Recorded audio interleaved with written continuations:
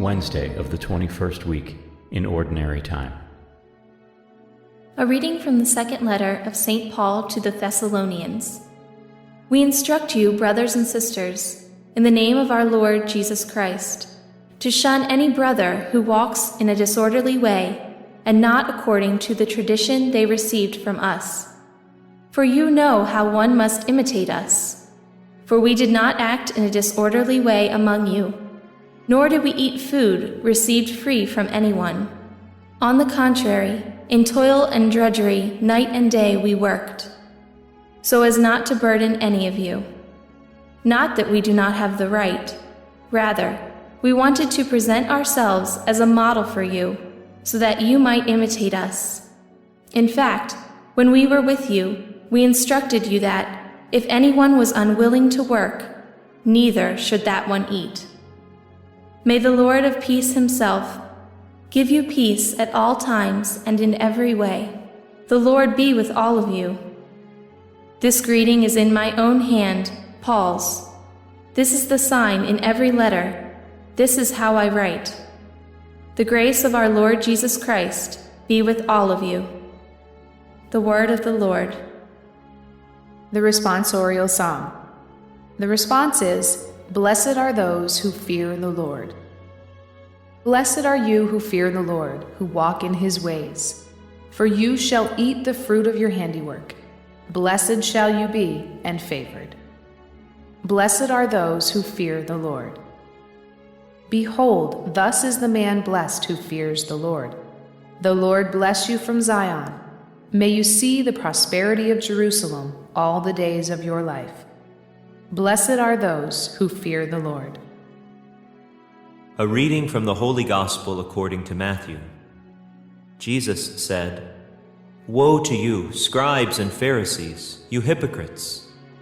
You are like whitewashed tombs, which appear beautiful on the outside, but inside are full of dead men's bones and every kind of filth.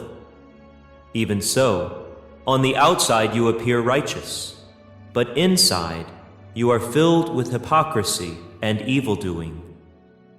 Woe to you, scribes and Pharisees, you hypocrites! You build the tombs of prophets and adorn the memorials of the righteous, and you say, 'If we had lived in the days of our ancestors, we would not have joined them in shedding the prophets' blood.' Thus, you bear witness against yourselves that you are the children of those who murdered the prophets. Now fill up what your ancestors measured out." The Gospel of the Lord. Wednesday of the 21st week in Ordinary Time. The first reading is from 2 Thessalonians 3, 6-10 and 16-18. This is the end of the second letter of St. Paul to the Thessalonians. Remember, even though this claims to be signed by Paul, we don't think that Paul himself wrote it. The author commends the Christians to live in an ordered lifestyle, and if anyone is living in a very sinful way, that person should be excluded. Now, we have to be a little bit careful about that. We don't want to become judgmental and think of ourselves as super saints. Nevertheless, there are certain things that are just not acceptable within the Christian community. And the author sets Paul up as an example of how these people should live. Paul worked night and day to earn a living for himself, never asking money from them. Now, the one thing that the author doesn't mention, and in fact Paul himself doesn't mention, is that he was already receiving assistance payments from Philippi. He sort of avoids talking about that. The Gospel is from Matthew 23, 27-32. There are two more condemnations of the scribes and Pharisees. Now we can ask ourselves, why was Jesus so hard on the scribes and Pharisees in the Gospel of Matthew? We believe that Matthew, the apostle, only wrote a portion of this Gospel, and that a converted Pharisee who used Matthew's work completed what he had started.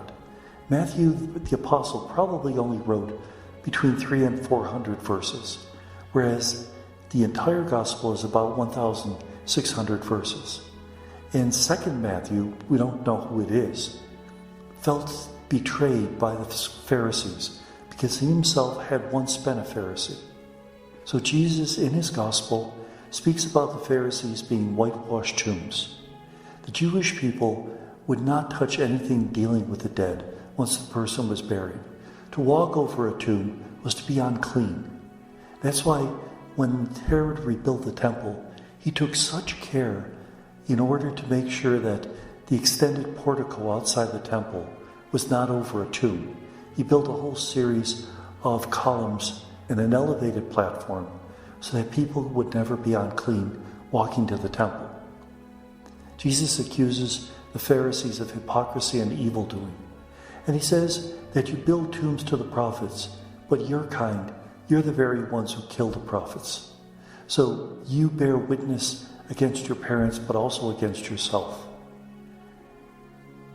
When is it right to condemn people like this?